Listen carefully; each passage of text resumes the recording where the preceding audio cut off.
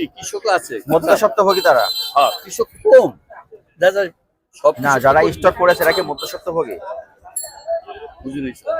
যারা স্টক করতেছে এরা কি মধ্যস্বত্বভোগী? না না না না, এরা এরা ওই লোকাল ব্যবসায়ী, ওরা এই সময়টার জন্যই অধীর আগ্রহ অপেক্ষা করেছিল। এরা কোরবানির আগে আগে ব্যস্ত, স্যার। কোরবানির আগে বিক্রি করবে। আর কৃষকও কিছু রাখে যারা পয়সা রাখে, টাকা নাই, ছেলে পেলে বাইরে আছে, টাকা আছে, চাং বানাইয়া বা ওই যে মাঠের উপর সন্ধ্যে ঘর তৈরি করে ওরা রেখে দেয়, ওরা আবার পরে আস্তে আস্তে বেছে হাতে নিয়ে বা বাইরে দিয়ে। ঠিক আছে, আমাদের ওই সংশ্লিষ্ট এলাকায়ও আমাদের কার্যালয় আছে, কর্মকর্তা আছে, আমরা ওইদিকে মনিটরিং করব।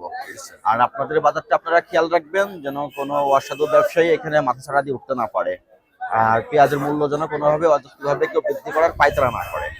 আপনারা যেমন পাচ্ছেন সেইভাবে রসিদ রাখবেন, রসিদ দেখে বিক্রি করবেন, সমস্যা নাই। তবে আপনাদের এখানে এক সপ্তাহের মধ্যে পেঁয়াজের বাজার 10 টাকা কমবে, 10 টাকা কমবে একদম রাখি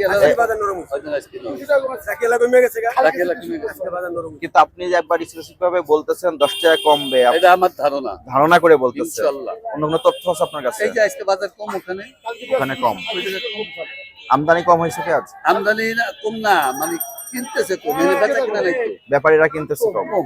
এই জায়গায় বেচতে বুঝতে পারতেছে না, বেচতে না পারলে আপনাদের পেঁয়াজ যদি সারাদিনে বিক্রি না হয়, এই পেঁয়াজগুলো কতদিন ভালো থাকবে এভাবে রাখলে? 15 দিন। 15 দিন ভালো থাকবে। 15 দিন যদি বিক্রি না হয়, তার তো ঘর ভাড়াও দেওয়া লাগবে, তারও লস হইব, কর্মচারী লস। বিক্রি তো হয়ে যায়, 2 দিনে তো বিক্রি হয়ে যায়। না হয় না, আমরা তো পেঁয়াজ খাবো না। ঠিক আছে, আপনাদের এই বাজারে কমিটি আছে, আমরা জানি পেঁয়াজের দ্রুত মূল্য ঊর্ধ্বগতি দেখা যাচ্ছে, প্রতিনিয়ত অভিযানে আসবে। আপনাদের এখানে যারা আড়তদার আছে তাদেরকে নির্দেশনা দিয়ে দিবেন সবাই যেন ক্রয় রসিদ অবশ্যই সংরক্ষণ করে এবং মূল্য তালিকার বোর্ড যেন হালনাগাদ করে। ঠিক আছে, আজকে আপনাদেরকে আমি সতর্ক করে গেলাম। ঠিক আছে।